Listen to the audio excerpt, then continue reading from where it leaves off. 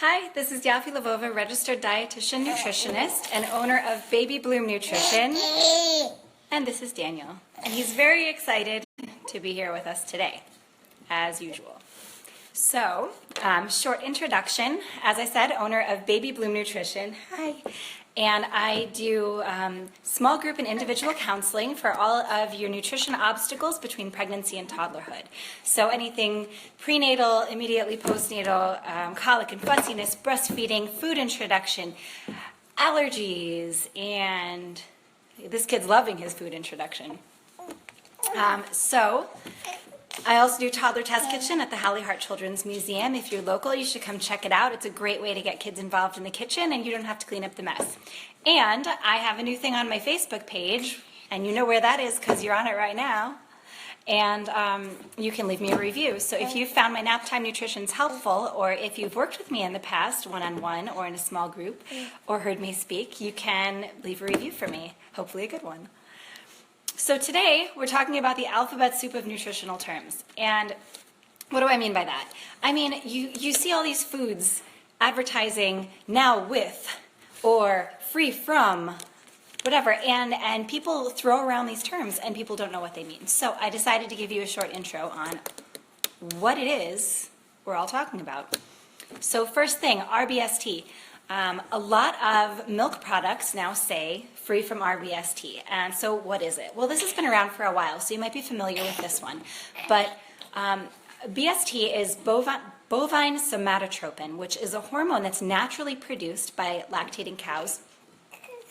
And it's the hormone that helps them to produce milk. So what we've done is, not me personally, but what's been done by those in the know, is they isolate that bovine somatotropin and process it and administer it to boost milk production in cows. So it's basically hormone that they have, but supercharged. And a lot of products are free from it because there was a lot of kickback. Do you know, we don't know what kind of health effects it has. Does it cause you to produce more milk? Does it cause your husband to produce more milk? Anyway, so now on products that say free from RBST, it has an asterisk that says not known to cause adverse health effects. Whatever it is, it's good to know what it is so you know if you want to avoid it or not. Next thing, BPA. Everything's BPA free now. And this is really a good thing because there is a lot of research on BPA and how it affects us. And we are actually currently looking into getting rid of it. There's a lot of research right now. It's a big point of contention, and you might see a lot about that in the future.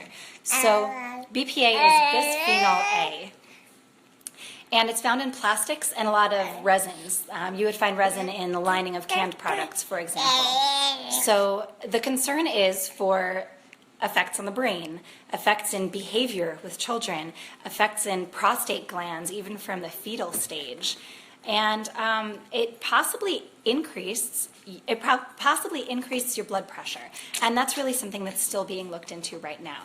So what you want to look at to see if you've got BPA products in your house is you want to flip over the bottom of something that's plastic, and you'll look at the recycling label, and it says, you want the baby? Yeah. Okay, we're playing baby hot potato here. There you go. Okay, sorry for all my viewers here. Oh, Dr. Batar, thanks for joining. Where was I? Right, so when you're looking at plastic products, you can flip over the bottom and look at the recycle code, and you're going to see a triangle with arrows. And if it's got 3 or 7 inside that triangle, it possibly is, but maybe not, made with BPA. So what does that mean for you?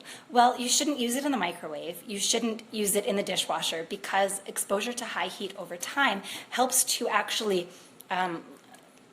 loosen what makes it up, and it can actually start to release that BPA into your food, which, as I have said, can have an effect on your brain behavior or prostate. A lot of us women don't actually have to worry about prostate issues, given we don't have them. So you also want to reduce your canned product intake. There are some cans that say BPA free, so you want to go for those.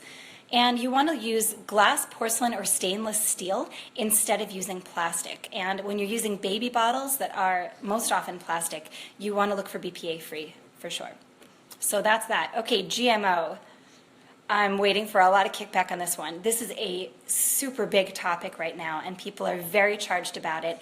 Right now, I'm really just going to give you what the definition is and what it means. And you can decide for yourself if it's something you want to avoid or not, but I'm not going to get into that debate in my short nap time nutrition. So GMO stands for genetically modified organism. So for a long time throughout history, we have been modifying organisms through grafting and through manipulating the mating of different plants in order to get favorable results.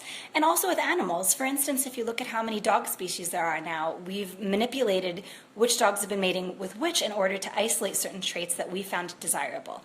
So that is basically what's going on, except now we're doing cross species.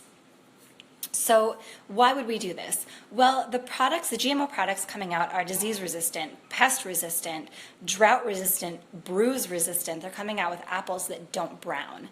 I think I also read about bananas that don't brown.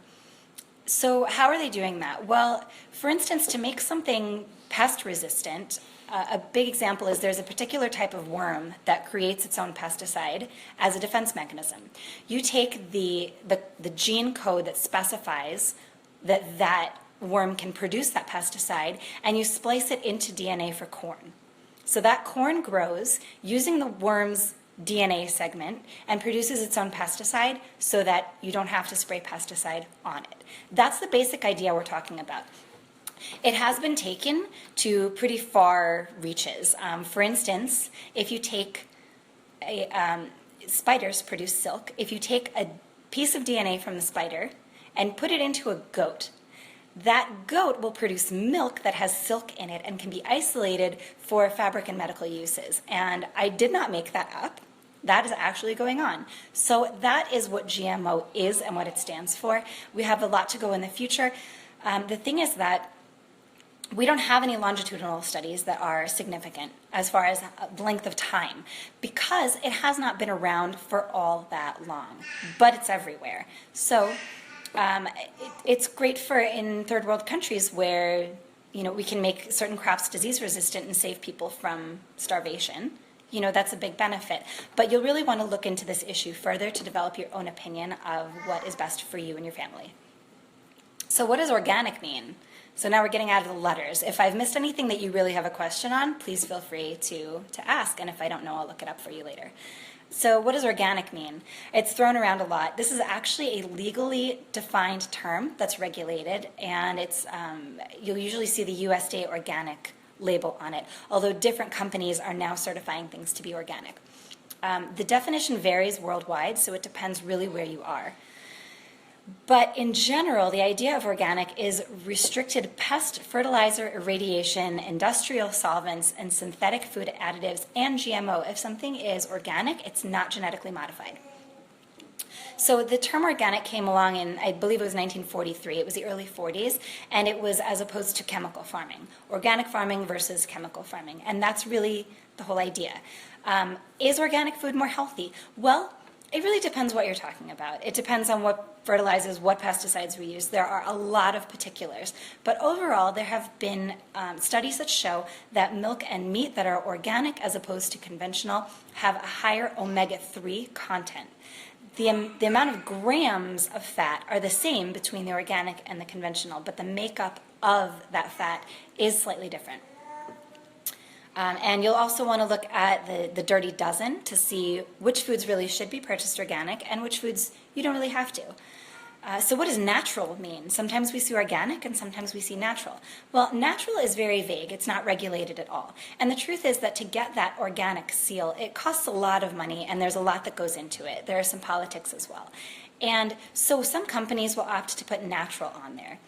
If you don't know what the company is and you don't know how they make their product, you don't really know what they mean by that because it's not regulated. The idea is that it's minimally processed and has natural ingredients. Okay, so getting on to meat and eggs and some dairy as well. Okay, so cage-free. That means, oh, thanks for the thumbs up. What does it mean when you see cage-free on a carton of eggs? It means that the hens are in hen houses. These could be inside, these could be outside. It means that they're not cooped up in a small cage. It could be a gigantic cage with lots of them. there could be a lot of overcrowding and disease in this situation as well. Again, this is kind of vague. It really depends on the exact situation. A lot of people will call up their chicken farm and find out what exactly the situation is. Pastured, also no legal definition, but this is being thrown around a lot lately. You should have pastured butter, you should have pastured milk. And since there's no legal definition, people can just say, oh, my milk is pastured. But it doesn't really mean anything. You really want to investigate further. A lot of times this is coming from small farmers, and so you can really contact them and find out what really the conditions are. But the idea is that they're using natural pasture as a cow would normally be out to pasture, as hens would normally be out to pasture. They're using the same idea for their methods. Free range. This whole thing, cage-free, free range, it's so confusing. They make up all these words and we're supposed to know what that means. Free range means that the animals have access to the outdoors. 5 minutes a day, 5 hours a day, we don't know, it's not defined. There are no regulations on the details as far as what free range means. So you do your best.